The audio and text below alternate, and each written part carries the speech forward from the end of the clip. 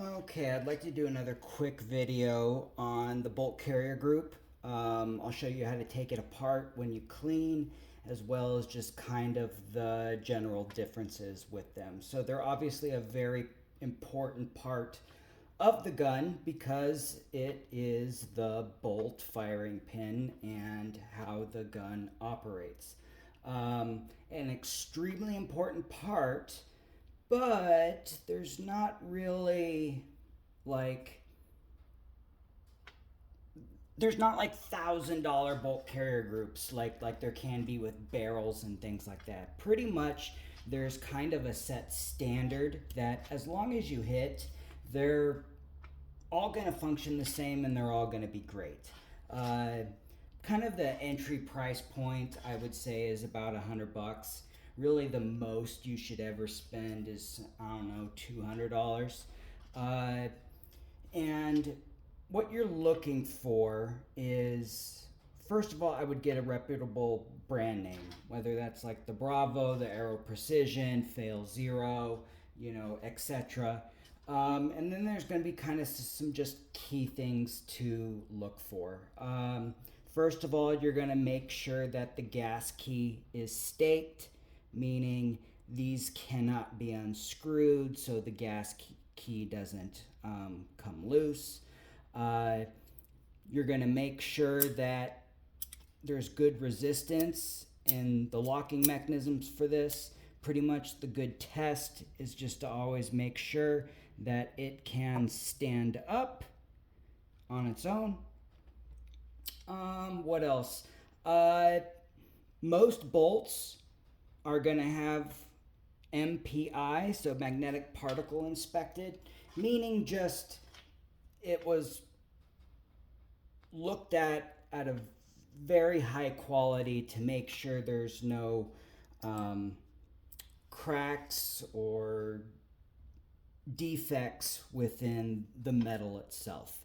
So, because this is what's taking all of the pressure from firing each round, right? So really kind of the different types kind of come down to the finish. So these are the only thing that you're going to oil when after you clean it for the entire gun. And you can even argue that with some of these finishes, you don't even need to oil. So kind of what's considered just the standard is the phosphate.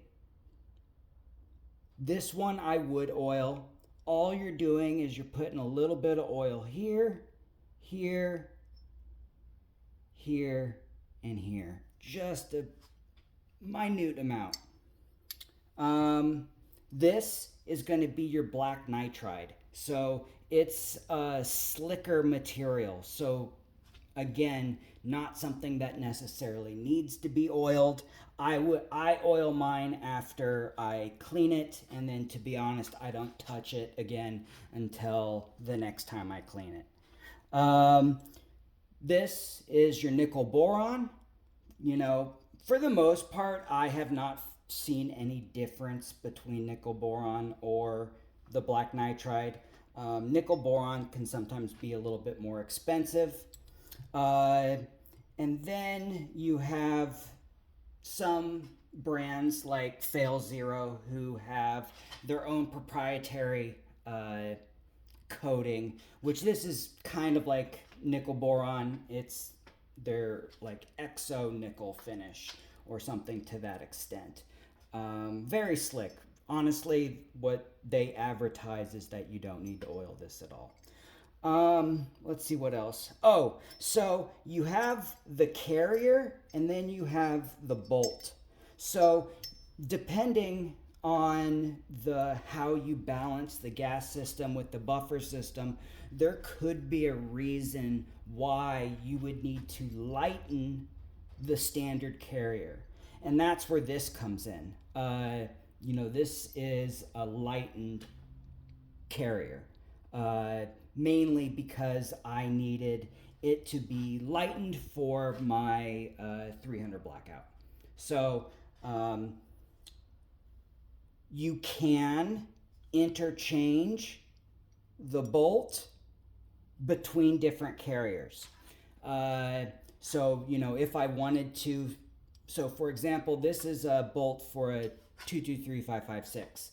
Let's say I really liked the black nitride finish. I could take this bolt out, put it into this one, and then use this in my 223556.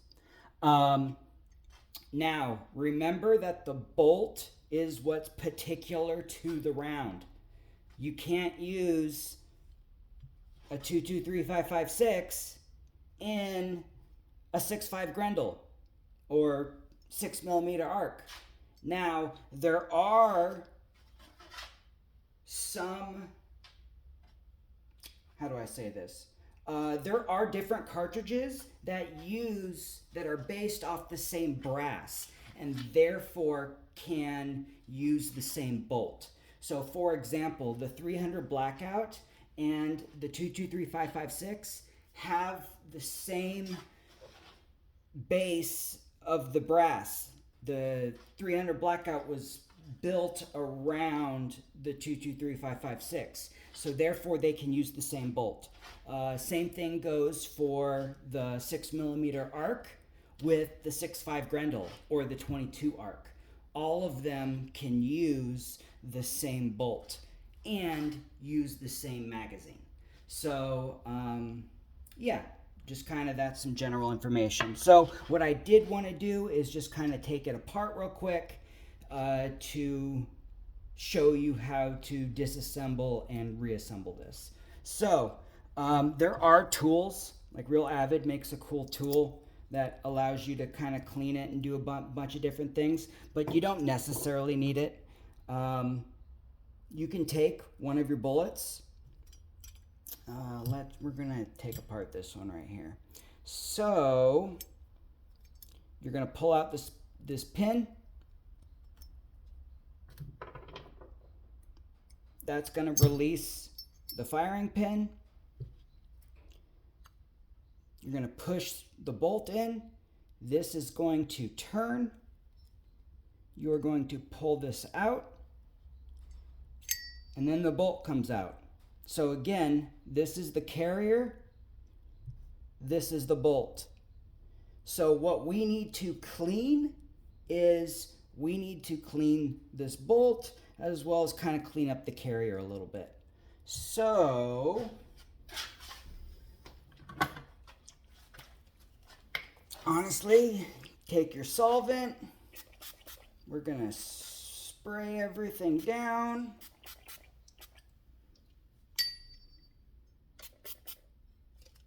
Let's move these out of the way.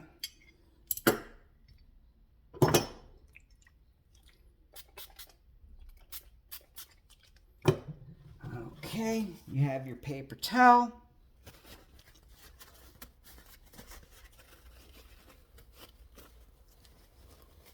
So one of the nice things about the slicker finishes is it makes them super easy to clean.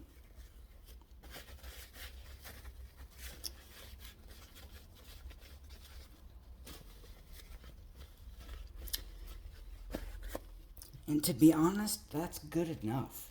Now, if you did want to, or let's say you haven't cleaned it in, I don't know, 500, 600, 700 rounds, and you're shooting suppressed, and it just gets super filthy, where you're going to get buildup is in between the grooves here, as well as buildup along this. So that is where a tool like this can come in handy, in that helps clean that. You know, here's various surfaces to help you clean in between them. But like I said, you don't need to clean your gun after every shooting. Usually I clean it after every, I don't know, 200 rounds or so. But like I said, pretty quick with that. Here's the firing pin.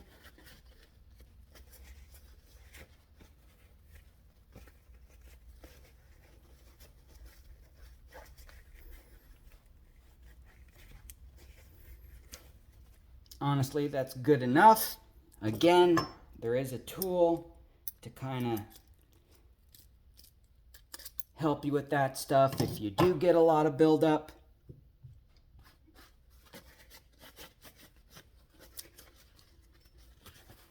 Make sure to kind of get in the grooves and stuff.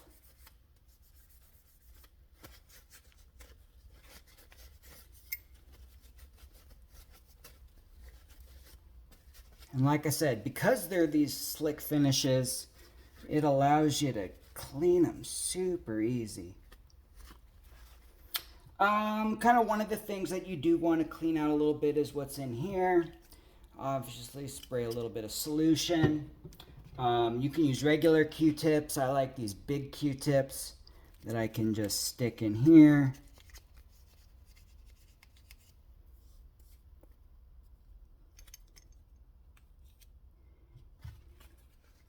And get it cleaned up pretty good. You can shove some paper towel in there.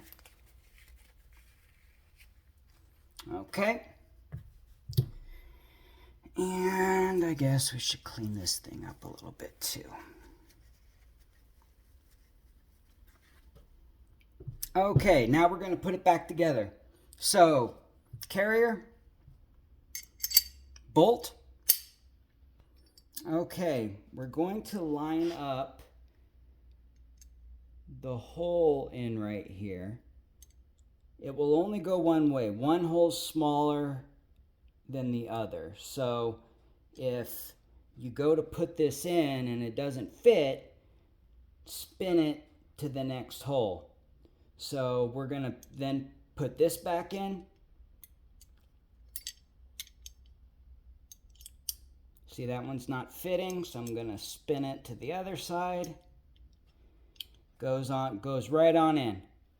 Okay, you're then going to spin this perpendicular and you're going to pull it. Now, you're going to stick your firing pin back in like this, and then you're going to put your little pin back till it's in. There you go. Make sure it can stand up on its own. Awesome.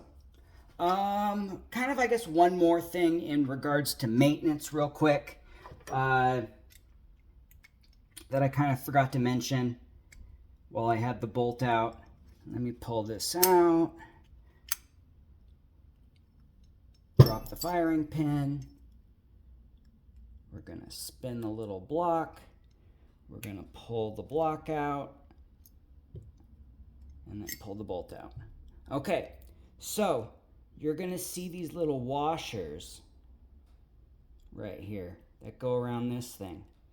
If for whatever reason your bolt carrier group won't stand up on its own and instead it's just falling right away, it can't hold up by its own weight, it just falls. It'll still operate just fine, but that's when you need to replace these washers. And these little washers are super easy to do it. I get like a little needle and there's these little groups in here and you kind of just pop them off and get some replacement washers that just pop right back on.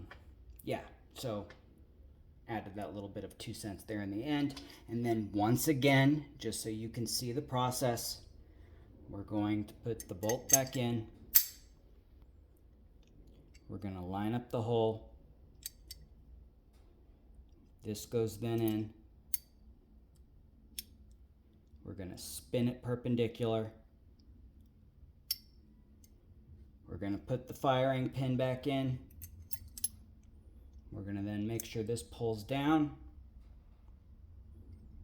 And then we're going to put the pin back in right here. Make sure this goes up and down. Make sure the firing pin doesn't fall out. And you're good to go.